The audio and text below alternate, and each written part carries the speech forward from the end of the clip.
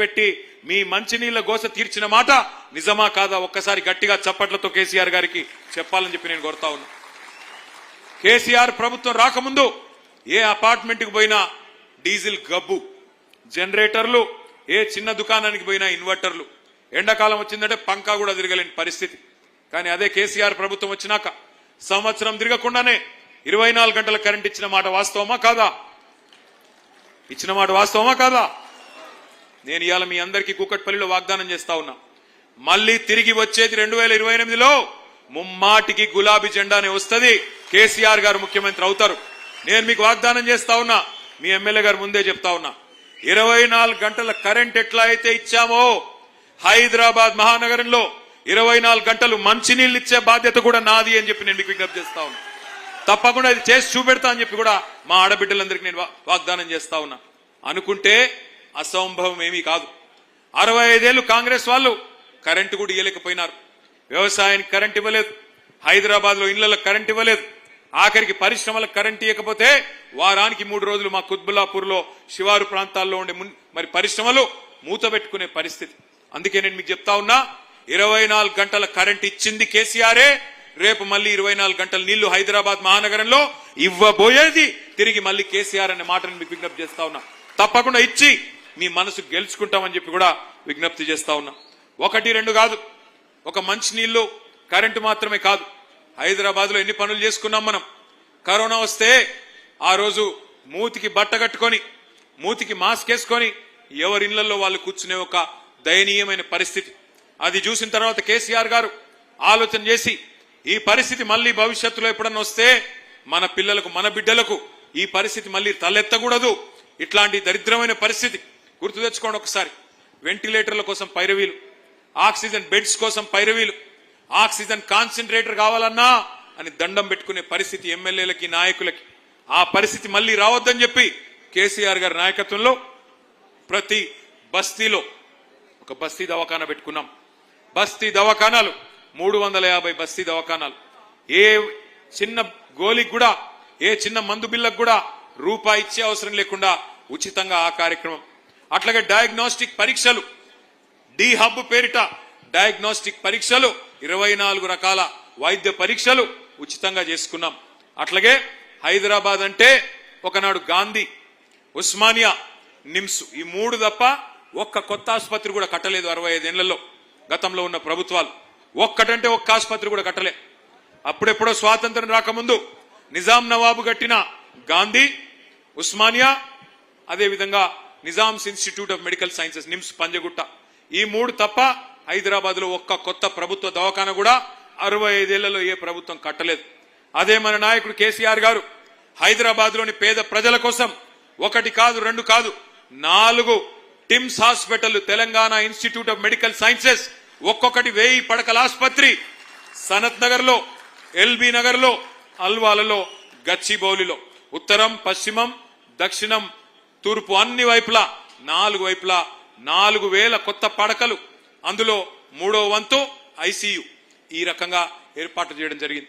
అట్లాగే ఉన్న నిమ్స్ హాస్పిటల్ ను కూడా ఇంకొక 2000 పడకలు పెంచి అక్కడ కూడా విస్తరణ చేసుకున్నాం. అంటే కొత్తగా కేసీఆర్ గారి ప్రభుత్వం వచ్చినాక, మన రాష్ట్రం వచ్చినాక పేద ప్రజల ఆరోగ్యం కోసం బ్రహ్మాండంగా మనం ఆనాడు కష్టపడి టిమ్స్ హాస్పిటల్ కడితే ఇక ముఖ్యమంత్రి గారు పోయి రిబ్బన్లు కట్ చేస్తా ఉన్నాడు.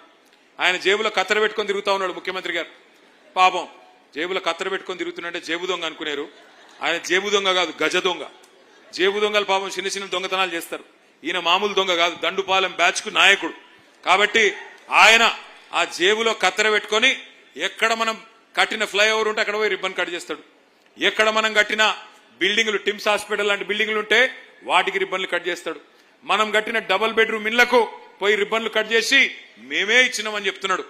నేను ఈ వేదిక ద్వారా, కూకట్పల్లి వేదిక ద్వారా అడుగుతా ఉన్నా రేవంత్ రెడ్డి గారిని, అయ్యా రేవంత్ రెడ్డి గారు, ఇందిరమ్మ ఇండ్లు అన్నావు కదా, ఇందిరమ్మ ఇండ్లంటివి కదా, ఎస్సీ ఎస్టీలకు 6 లక్షలు ఇస్తా అన్నావు, మిగతా వాళ్ళందరికీ 5 లక్షలు ఇస్తా అన్నావు.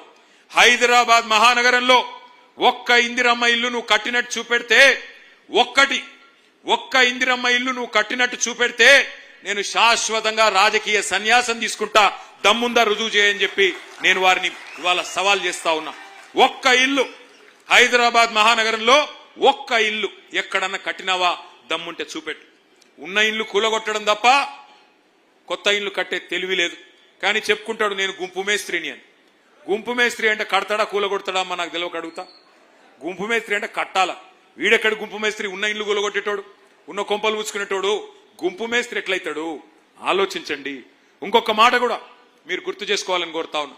హైదరాబాద్ లో ఎట్లా రియల్ ఎస్టేట్ పెరిగింది, ఎట్లా ప్రజల సంపద పెరిగింది, మధ్యతరగతి ప్రజలది ఒక్కసారి గుర్తు తెచ్చుకోండి. ఒకవైపు 1,00,000 డబుల్ బెడ్రూమ్ ఇల్లు కట్టుకున్నాం కేసీఆర్ గారి నాయకత్వంలో. అట్లాగే కొత్తగా బ్రహ్మాండంగా లింక్ రోడ్లు, అట్లాగే ఫ్లైఓవర్లు, అండర్ పాసులు, కొత్త రహదారులు, కొత్త ఫ్లైఓవర్లు, ఇవన్నీ కూడా ఒకటి కాదు రెండు కాదు 42 కట్టుకున్నాం SRDP ప్రాజెక్ట్ కింద. ఒక మీ కూకట్పల్లి నియోజకవర్గంలోనే మీ ఎమ్మెల్యే మాధవరం కృష్ణారావు గారి విజ్ఞప్తి మేరకు JNTU ఫ్లైఓవర్ కానీ, అట్లాగే బాలానగర్ ఫ్లైఓవర్ మన కుత్బుల్లాపూర్ కూకట్పల్లి ఇద్దరికి కూడా ఉపశమనం కలిగించే ప్రాంతం. ఎప్పటి నుంచో మీరు ఎదురు చూస్తున్న బాలానగర్ ఫ్లైఓవర్ కానీ, అండర్ పాస్లు కానీ, ఇవన్నీ కూడా నిర్మాణం చేసుకున్నాం. మంచినీళ్ళ సమస్య పరిష్కారం చేసుకున్నాం, రహదారులు విస్తరించుకున్నాం, మెట్రో నిర్మాణం చేసుకున్నాం. చక్కగా అభివృద్ధి పదంలో ముందుకు తీసుకొని పోతా ఉంటే అప్పుడు మరి మన వాళ్ళు రియల్ ఎస్టేట్ చేసుకునే బిల్డర్లు కానీ, చిన్న చిన్న ప్లాట్లు కొనుక్కునే మధ్యతరగతి ప్రజలు కానీ అందరి సంపద పెరిగింది. మరి వాళ్ళు ఏం జరుగుతా ఉంది రియల్ ఎస్టేట్ లో? 2.5 ఏళ్లు దరిద్రం వచ్చి కూర్చున్నట్టు కాంగ్రెస్ వచ్చి నెత్తిన కూర్చున్నది. దేశం మొత్తం వదిలించుకున్నది కాంగ్రెస్ అనే దరిద్రాన్ని. దేశం మొత్తం ఏ రాష్ట్రంలో కాంగ్రెస్ ను దగ్గర తీసుకోవడానికి కూడా ఇష్టపడట్లేదు. పక్కనున్న ఆంధ్రప్రదేశ్ వాళ్ళు అయితే దాన్ని పాతి పెట్టినారు. కానీ మన రాష్ట్రంలో ఏమైందో ఏమో మన వాళ్ళకి. హైదరాబాద్ వాళ్ళు మీరు కరెక్ట్ గానే ఓట్లేసింది, మీరు నమ్మలేదు దొంగ కాంగ్రెస్ ను. కుకట్పల్లి వాళ్ళు అయితే అసలే నమ్మలేదు. 72,000 ఓట్ల మెజారిటీతో మీ ఎమ్మెల్యే గారికి 54% ఓట్లిచ్చి రాష్ట్రంలోనే highest percentage votes, highest majority మా తమ్ముడు వివేకానంద్కి వస్తే 85,000, మీకు హైయెస్ట్ పర్సెంటేజ్ వచ్చింది. ఎప్పుడు కృష్ణన్న పంచాయతీ పెట్టుకుంటాడు నాతో. వివేక్ హైయెస్ట్ మెజారిటీ అంటే అరే పర్సెంటేజ్ చూడన్నా నువ్వు అంటాడు. పర్సెంటేజ్ నీకే వచ్చింది కృష్ణన్న, ఫస్ట్ క్లాస్ లో పాస్ అయినావు, కంగ్రాట్స్ నీకు మీ కార్యకర్తలకు. మనమేమో ఆ పని చేసినాం, ప్రజల మనసు గెలుచుకున్నాం. వీళ్ళేమో దొంగ కార్డులు పట్టుకొని గ్యారంటీ కార్డులను పట్టుకొని పాపం ఊర్లలో పోయి అందరు కొంపలు ముంచింది. నేను చెప్పిన ఆ రోజే కేసీఆర్ గారు ₹1,00,000 ఆడపిల్ల పెళ్లికిచ్చి 15 లక్షల మంది పేదింటి ఆడబిడ్డల పెళ్లిళ్లు కళ్యాణ లక్ష్మి షాదీ ముబారక్ పేరు మీద చేయిస్తే ఈ దొంగ కాంగ్రెస్ వాళ్ళు వచ్చి 1,00,000 ఏం సరిపోతుంది, తులం బంగారం ఇస్తామన్నారు. నేను ఆ రోజే చెప్పిన, తిరిగి చెప్పిన. పెద్ద ఆయన కేసీఆర్ గారు కూడా చెప్పినారు, మోసపోతే గోసపడతారు, బాధపడతారు, మోసపోకండి, అది మంచి పార్టీ కాదు కాంగ్రెస్ పార్టీ అని. పెద్ద ఆయన కేసీఆర్ గారు పెద్ద మనిషి కాబట్టి మర్యాదగా చెప్పిండు. నేనేం చెప్పినా అంటే వీళ్ళు బంగారం ఇచ్చే బ్యాచ్ కాదు, పుస్తల తాడెత్తుకపోయే దొంగల బ్యాచ్, ఇది నమ్మకండి అని చెప్పిన నేను.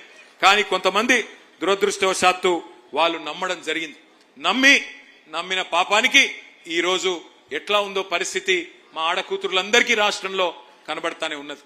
ఇలా రియల్ ఎస్టేట్ రంగం ఎట్లా కుదేలైపోయింది అంటే నిన్నటికి నిన్న ఇందిరా పార్క్ దగ్గర ఆ సెంట్రింగ్ వర్కర్స్ ఉంటారు, హమాలీలు ఉంటారు, వారందరు సెంట్రింగ్ వర్కర్లు. వాళ్ళు పాపం ఎంతో కష్టపడి నిర్మాణ రంగంలో రాత్రనక పగలనక ఎండాకాలం లేదు వానకాలం లేదు పనిచేస్తూ ఉంటారు. వాళ్ళందరూ లక్షలాది మంది ఇలా లబోదిబోమని మొత్తుకుంటున్నారు. నిన్న కృష్ణారావు గారు, మా తలసాని శ్రీనివాస్ యాదవ్ గారు, మా గౌరవ ఎమ్మెల్యేలు 3-4 పోయి వాళ్ళకు ధైర్యం చెప్పొచ్చినారు.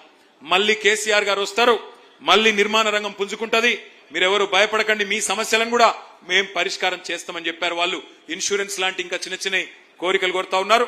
నేను సెంట్రింగ్ వర్కర్స్ కూడా చెప్తా ఉన్నా, అదేవిధంగా గృహ నిర్మాణ రంగంలో పనిచేసే ప్రతి కార్మికుడికి నేను చెప్తా ఉన్నా, మీకు మళ్ళీ అండగా ఉండేది ఈ గులాబీ జెండానే, తప్పకుండా మిమ్మల్ని కడుపులో పెట్టుకొని కాపాడుకుంటామనే మాట కూడా నేను విజ్ఞప్తి చేస్తా ఉన్నా. ఇక ఈ రోజు మనం ఈ కార్యక్రమం పెట్టుకోవడానికి ప్రధానంగా 2-3 కారణాలు ఉన్నాయి. ఒకటి, మీ అందరికీ తెలుసు, మన పార్టీ అధినాయకత్వం కేసీఆర్ గారి నాయకత్వంలో ఒక నిర్ణయం తీసుకున్నది. కొత్తగా సభ్యత్వ నమోదు కార్యక్రమం చేయాలి, కొత్తగా మళ్ళీ కమిటీలు వేసుకోవాలి. ఎందుకంటే మీ కుకట్పల్లిలో గతంలో 9 డివిజన్లు ఉండేది, ఇప్పుడు 15-16 డివిజన్లు అయినాయి. 15-16 మీ ఇప్పుడు 15 డివిజన్లు అయినాయి. మరి ఆ 15 డివిజన్లకి చాకుల్లాంటి యువ నాయకుల్ని, కొత్త తరాన్ని, కొత్త రక్తాన్ని బ్రహ్మాండంగా మళ్ళీ అధ్యక్షులుగా పెట్టుకొని కొత్త కమిటీలు వేసుకొని ముందుకు పోవాల్సిన అవసరం ఉన్నది. సభ్యత్వ నమోదు కార్యక్రమం జూన్ మాసంలో మనం ప్రారంభించుకోబోతా ఉన్నాం. నేను ఒక్క మాట మాత్రమే ఈ వేదిక ద్వారా ఇక్కడ ఉన్న నాయకులందరికీ చెప్తా ఉన్నా, మా మాజీ కార్పొరేటర్లందరికీ కూడా చెప్తా ఉన్నా. మాజీ కార్పొరేటర్లు నిజానికి కూకట్పల్లిలో చాలా అద్భుతంగా పనిచేసినారు. వారికి ఒకసారి గట్టిగా చప్పట్లు కొట్టాలని చెప్పి కూడా నేను కోరుతా ఉన్నా. పని చేయడంతో పాటుగా మీ ఎమ్మెల్యే గారు చెప్పినట్టు అధికారం పోయినా పార్టీని మారలేదు, పార్టీని వీడలేదు. మేయరు డిప్యూటీ మేయర్ పోయినా మీ కార్పొరేటర్లు మాత్రం కూకట్పల్లి కార్పొరేటర్లు గులాబీ జెండాను విడిచిపెట్టలేదు. గట్టిగా చప్పట్లు కొట్టాలి. వాళ్ళకి నిబద్ధత కలిగిన సైనికులుగా పనిచేసినారు. కానీ ఈసారి నేను చెప్తా ఉన్నా, మరి మళ్ళీ మనం గెలవాల్సిన అవసరం ఉంది, ప్రజల మన్ననలు పొందాల్సిన అవసరం ఉంది. అందుకే నేను అంటా ఉన్నా, ఈ 15 డివిజన్లు కొత్త డివిజన్లు ఏవైతే అవుతున్నాయో 15కి 15లో ఎవరైతే ఎక్కువ ఉరుకుతారో, ఎవరైతే ప్రజల చుట్టూ తిరుగుతారో, నాయకుల చుట్టూ కాదు ప్రజల చుట్టూ తిరుగుతారో వాళ్ళకే టికెట్లు ఇచ్చే బాధ్యత నాది అనే మాట నేను విజ్ఞప్తి చేస్తా ఉన్నా. ఎవరైతే కార్పొరేటర్ గా పోటీ చేయాలనుకుంటున్నారో పరుగులు పెట్టండి, ప్రజల చుట్టూ తిరగండి. సమస్యలు కోకొల్లలుగా ఉన్నాయి. నీళ్లు వస్తలేవు, కరెంట్ చక్కగా లేదు, మళ్ళా వాటర్ ట్యాంకర్